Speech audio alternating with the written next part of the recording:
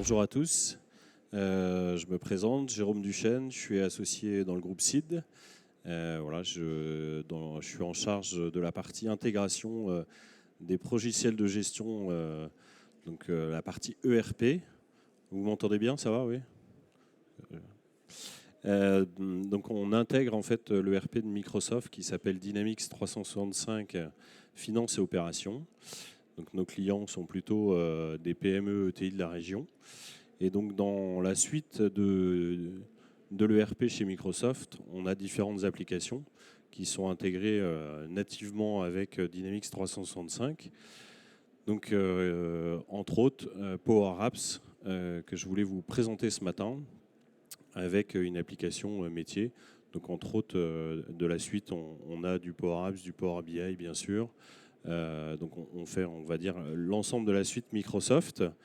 Et donc ce matin, je voulais vous présenter un petit cas métier avec Power Apps. Donc Power Apps, c'est une application qui a été conçue par Microsoft pour répondre à des besoins métiers, en fait, à des problématiques, on va dire, vraiment utilisateurs. C'est vraiment orienté aux utilisateurs, plutôt mobilité. Donc Power Apps, vous avez une application mobile, en fait. Vous avez aujourd'hui, j'ai une Surface, vous avez une application pour Surface, et puis vous avez en mode web, bien évidemment, derrière. Donc ça a été développé essentiellement pour répondre à des cas vraiment user en mobilité. L'objectif, c'est d'avoir quelque chose de simple, rapide, efficace, et sans forcément faire du développement avec beaucoup de lignes de code. Aujourd'hui, une application Power Apps, alors c'est quand même un petit peu technique, ça s'adresse quand même en partie à des techniques, mais je dirais que le design, c'est très simple de faire du design sur Power Apps, c'est du glisser, déposer. Et après, il y a un petit peu d'intelligence forcément à mettre, donc il y a un petit peu de code à faire quand même. Donc il faut être un petit peu technique tout de même, mais ça reste une application très simple et très vite en réalisation. Donc aujourd'hui, je vais vous présenter un petit scénario qu'on a fait, en fait, qui a été destiné en interne chez nous. On a un parc automobile, puisqu'on a des consultants qui se déplacent chez nos clients. Et donc l'objectif, c'était, jusqu'à maintenant, on avait, comme je pense, beaucoup d'entreprises, à moins qu'on soit une exception, des besoins de réserver les véhicules. On a des besoins de gestion forcément de la maintenance des véhicules, donc qu'ils soient en bon état quand on prend un véhicule. Personne n'a jamais pris bien sûr dans vos entreprises un véhicule où il n'y avait pas le plein, où il n'y avait pas le gilet jaune, où il n'y avait pas un pneu crevé ou un pneu dégonflé. Voilà. Donc l'objectif, c'est d'avoir aussi du bien-être pour les collaborateurs et d'avoir des véhicules toujours en bon état. Et donc on avait mis en place un état des lieux papier, mais voilà, vous savez ce que c'est que le papier, on s'y tient pas bien, etc. Donc l'objectif, c'est d'avoir une application dédiée à nos utilisateurs, quelque chose de simple, rapide, efficace, pour qu'ils réservent les véhicules, et puis qu'on fasse les états des lieux de façon digitale, donc enregistrer l'état des lieux d'entrée et de sortie du véhicule, et puis gérer aussi la maintenance, pas oublier le contrôle technique, pas oublier la vigilance. Quand il y a effectivement des pneus usés, indiquer au gestionnaire de parc qu'il y a un pneu usé, il faudrait prévoir de les remplacer. Voilà, donc une petite application simple mais efficace derrière. Donc en fait, on a chez nous, on a à la fois les collaborateurs qui vont réserver en fait des véhicules, donc ils vont faire essentiellement de la réservation. Et puis ils peuvent faire de la demande de maintenance parce qu'ils ont identifié un problème sur le véhicule. Et puis on a les gestionnaires de parc qui eux font donc dans notre ERP, dans D365, on a tout le parc de véhicules puisqu'on a un module de maintenance. Donc dans le ERP, on a le parc de véhicules. On a derrière, donc sur l'appli Power Apps, on a donc la possibilité de réserver un véhicule et c'est les administrateurs du parc qui vont valider les réservations. Donc on a un workflow de validation qui passe par de l'Outlook en fait. Les états des lieux donc sous Power Apps et puis la partie programmation de maintenance que je ne vous montrerai pas aujourd'hui qui est dans notre ERP, bien sûr, et qui fait partie du module maintenance. Donc si on regarde, je vais vous montrer un petit peu rapidement un process de validation en fait, de réservation de véhicules. Vous montrer un peu comment ça se présente sur Power Apps, l'appli qu'on a réalisée. Et donc vous verrez qu'on a pas mal de connexions avec différents systèmes que je vous montrerai tout à l'heure. Et puis la partie état des lieux derrière. Donc comment ça se présente? Je vais me connecter sur mon téléphone.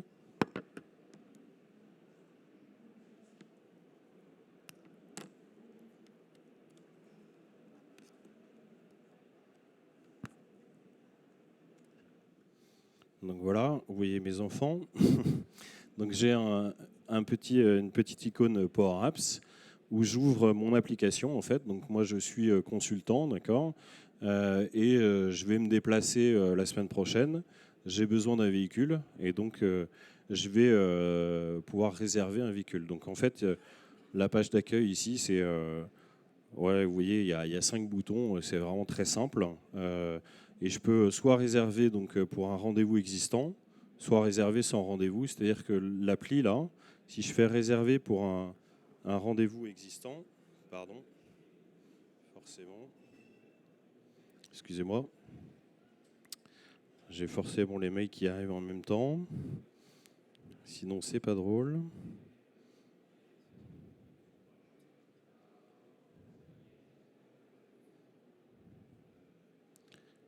Excusez-moi, donc réservation de véhicule. Donc ici, il va se connecter en fait à mon agenda Outlook. Le système vient voir en fait tout ce que j'ai comme rendez-vous. Donc je peux aller, tiens par exemple, je vais à Lyon la semaine prochaine. Donc je veux réserver en fait un véhicule. Donc là, Power Apps va se connecter en fait à mon agenda, d'accord. Il vient regarder l'ensemble de mes rendez-vous. Alors vous m'excuserez, la connexion ici est pas terrible, donc c'est un petit peu lent, mais c'est beaucoup plus rapide dans la vie réelle.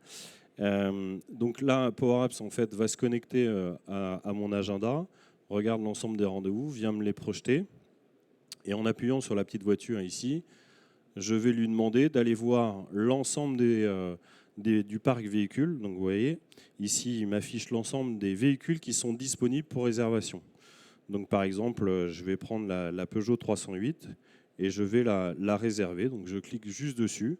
Je viens réserver le véhicule en fait, et donc ici, il me dit voilà, vous avez une réservation à venir pour le 30 janvier pour aller à Lyon. Et puis j'en avais fait une autre aussi. Vous voyez que là j'ai un mail qui apparaît, comme quoi j'ai fait une demande de réservation, puisqu'il y a un workflow en fait associé. Donc il y a un mail qui est envoyé au gestionnaire de parc pour valider en fait ma demande de réservation de véhicule. Donc ici, je vois mes réservations à venir. Donc je vois celle que je viens de faire. Je vois que j'en avais une aussi pour le 20 février. J'ai un comité de pilotage et que j'ai réservé également un véhicule, la même voiture d'ailleurs. Hop. Donc si je reviens sur ma page d'accueil, je peux également réserver un véhicule sans qu'il aille se connecter directement à mon agenda, mais en rentrant directement en fait un objet de mon rendez-vous et en faisant une demande de réservation d'un véhicule, et ça va de la même façon envoyer une demande de réservation derrière. Sur mon espace collaborateur, j'ai d'autres fonctionnalités. Donc je peux venir ici pour voir l'ensemble de mes réservations. Je peux également, si j'ai cette application-là, elle est dédiée à la fois pour nos collaborateurs qui n'ont pas de voiture de fonction et donc aller réserver une voiture, mais aussi à nos collaborateurs qui ont une voiture de fonction et qui peuvent en fait venir faire typiquement ici indiquer le kilométrage en fait pour que la maintenance derrière prévoit le contrôle technique ou prévoit la vidange derrière. Plutôt la vidange pour le kilométrage parce que le contrôle technique c'est plutôt en année. Donc ici je peux rentrer effectivement mon nombre de kilomètres sur mon véhicule. Je vais choisir mon véhicule et je peux venir enregistrer le nombre de kilomètres sur mon véhicule qui va mettre à jour en fait mon ERP derrière avec en fait sur la fiche du véhicule le compteur de kilomètres dans l'ERP. ce qui va permettre, lorsqu'on va lancer le processus de maintenance préventive, d'aller voir le compteur de chacune des voitures et de lancer en prévention une intervention de vidange, par exemple. Et puis je peux ici, peu importe le véhicule, que ce soit un véhicule de service ou un véhicule que j'ai emprunté, je peux venir, attention, par exemple, le pneu avant droit est à remplacer. Voilà. Et du coup, ça va faire une demande de maintenance préventive, en fait. Voilà. Et puis, je peux mettre, voilà, si c'est urgent, pressé, etc. Voilà. Et donc, mettre le véhicule et je valide. Et donc, ici, ça envoie, en fait, une demande de maintenance à l'ERP. Et donc, le gestionnaire de parc va pouvoir, du coup, prévoir cette maintenance-là derrière. Voilà, donc ça, c'était plus au niveau des collaborateurs, l'espace collaborateur. Ensuite, si je repasse sur mon ordinateur, je vais vous présenter la partie administration.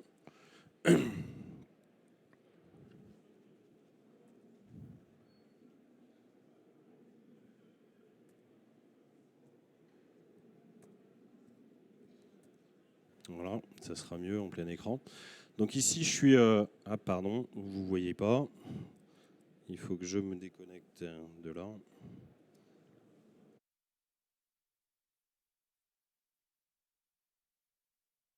Voilà. Donc ici, je suis gestionnaire de parc, en fait. Et donc, j'ai la même application Power Apps. Donc ici, j'arrive sur Power Apps, mais avec un espace de travail un petit peu différent. Donc là, je suis en mode web, mais j'aurais pu me mettre en applicatif. C'est pour vous montrer les différents modes. Et donc ici, moi, en tant que gestionnaire de parc, j'ai la liste des réservations en cours. Donc je peux voir tous les consultants qui ont réservé des véhicules. D'accord. Je peux visualiser ici les listes des réservations à venir. Donc ici, je vais retrouver que Jérôme Duchesne a fait une réservation pour le 30 janvier, mais elle n'a pas encore été validée et on n'a pas encore fait l'état des lieux. D'accord. Donc ici, on va faire l'état des lieux, je vais vous montrer. Donc ici, on a développé un écran, vous voyez, très très simple pour faire l'état des lieux. Au lieu que ce soit du papier, avant c'était du papier, on a développé un état des lieux qui permet de dire, ben voilà, est-ce qu'il y a bien la carte grise, etc. Ben, dans toutes nos voitures, il y a un chargeur. Là, je prends la voiture, ben, il n'y a pas le chargeur, il n'y a pas le câble. Et puis dans cette voiture-là, il n'y a pas de badge télépéage, par exemple. On peut mettre un petit commentaire, on peut mettre qui est le contrôleur, on peut mettre le nombre de kilomètres, voilà, qui va de la même manière alimenter le RP derrière. Hein. Et puis ici, je vais pouvoir signer et dire bah, attention, là il y a un petit POC sur la voiture, je prends la photo de la portière qui est abîmée pour enregistrer dans l'état des lieux. Toutes les photos ici, Power Apps va se connecter à SharePoint, d'accord, et va stocker en fait les photos sur SharePoint. Et l'état des lieux qui est ici, pareil, ça va générer un PDF. Donc là, quand je valide mon état des lieux, je vais générer en fait un PDF qui va venir se stocker dans SharePoint et que je vais pouvoir après retrouver derrière. Si je vous montre, en fait, derrière, on a un portail SharePoint ici où je vais pouvoir retrouver en fait l'état des lieux d'entrée et l'état des lieux de sortie. Donc vous voyez, j'ai un PDF qui permet d'avoir derrière historisé tout ce qui s'est passé à l'entrée et à la sortie. Donc ici, je suis gestionnaire, vous voyez, et j'ai validé l'état des lieux avec la personne. Et puis je peux visualiser, après reprendre tout ce qui a été fait. Je peux déclarer aussi des anomalies de voiture derrière et puis voir l'état des lieux des réservations qui ont été terminées. Voilà. Donc si je reviens sur ma présentation. Donc pour vous dire que Power Apps, on a en fait ici on est dans le concepteur de Power Apps. Alors vous m'excuserez, je ne suis pas du tout technique, hein, donc si vous avez des questions, on fera des questions-réponses après. Si vous avez des questions techniques, ça sera avec plaisir de vous mettre dans les mains d'un technicien derrière. Mais donc je vais vous commenter rapidement la partie design. Donc ici en fait on est sur le designer de Power Apps, hein. Donc vous avez en fait le gros avantage de Power Apps aujourd'hui, c'est que dans le store vous avez des modèles en fait d'applications Power Apps. Donc nous on est parti déjà d'un modèle existant qui est typiquement, si vous avez des salles de réunion, vous allez sur Power Apps, vous avez une application de réservation de salles de réunion qui se connecte à vos Outlook si vos salles sont dans Outlook. Et vous avez une application faite, c'est très simple, et elle est directement utilisable en fait. Donc vous pouvez aller chercher des modèles en fait. Donc c'est le gros avantage, c'est que voilà, il y a de plus en plus de modèles publiés. Vous allez chercher des modèles et après vous allez pouvoir les designer avec ici la liste des éléments. Vous avez ici les sources que vous allez connecter, d'accord. Donc nous, on a été chercher la source D365, qui est notre ERP, pour aller chercher, je vous rappelle, la liste des véhicules. Vous avez ici des rubans où vous allez pouvoir faire des actions. Vous allez pouvoir, là, ici, je suis sur le petit bouton donc appelé du code, effectivement, pour ouvrir l'écran suivant. Et puis, voilà, mettre des propriétés sur les lignes. Donc, dans Power Apps, vous avez toute une liste de sources en fait, de bases de données, en fait, enfin, d'applicatifs sur lesquels vous allez pouvoir vous connecter. Donc ici, on voit, nous, on s'est connecté à l'ERP et vous avez directement derrière la liste d'étapes de l'ERP. Donc c'est très simple d'aller chercher, là, ici, dans D365, voilà, je vais chercher telle ou telle table pour pouvoir interagir avec mon ERP. Et puis derrière, donc si je vous remonte voilà, en synthèse toutes les connexions qu'on a utilisées dans la petite appli qu'on a faite pour gérer notre parc auto. Donc, on a bien sûr une interaction donc, avec Outlook. Avec Flow, c'est Flow qui va gérer en fait l'envoi entre Power Apps et SharePoint. Flow étant une applicative de gestion de flux de Microsoft, hein, qui est nativement intégrée avec Power Apps. Donc des 365, du Visual Studio bien sûr pour faire le code, du SharePoint et puis de l'Azure, puisqu'on a des API qui sont stockés dans Azure. Voilà. Je vous remercie pour l'écoute sur la présentation. Donc, place aux questions si vous avez des questions par rapport à ça. Je ne sais pas si j'ai été clair.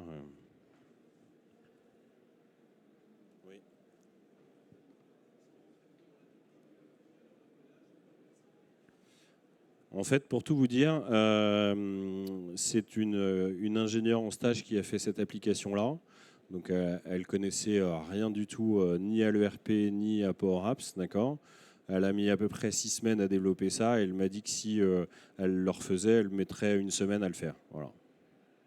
Donc, ça vous donne une idée, voilà, sachant que, voilà, sans forcément avoir un niveau de technique très élevé.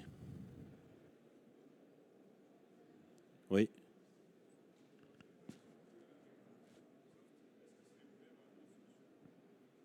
Alors il y a quand même beaucoup d'ouverture avec un certain nombre de sources de données. Après, vous pouvez créer vos propres ouvertures. En fait, vous pouvez développer des API, des web services pour interagir avec d'autres bases de données, d'autres applicatifs, bien évidemment.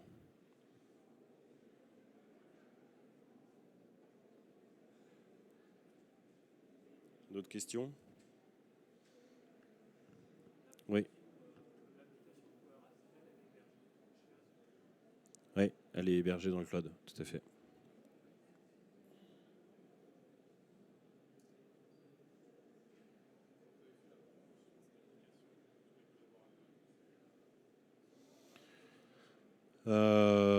En fait, très simplement, déjà, bon, nous, on est full Microsoft, donc dans leur session Windows, ils ont automatiquement en fait une icône pour le RP, pour le CRM, pour le Power BI qui est le décisionnel, et puis maintenant ils ont Power Apps. Donc sur leur portail, quand ils se connectent, ben voilà, ils ont ça.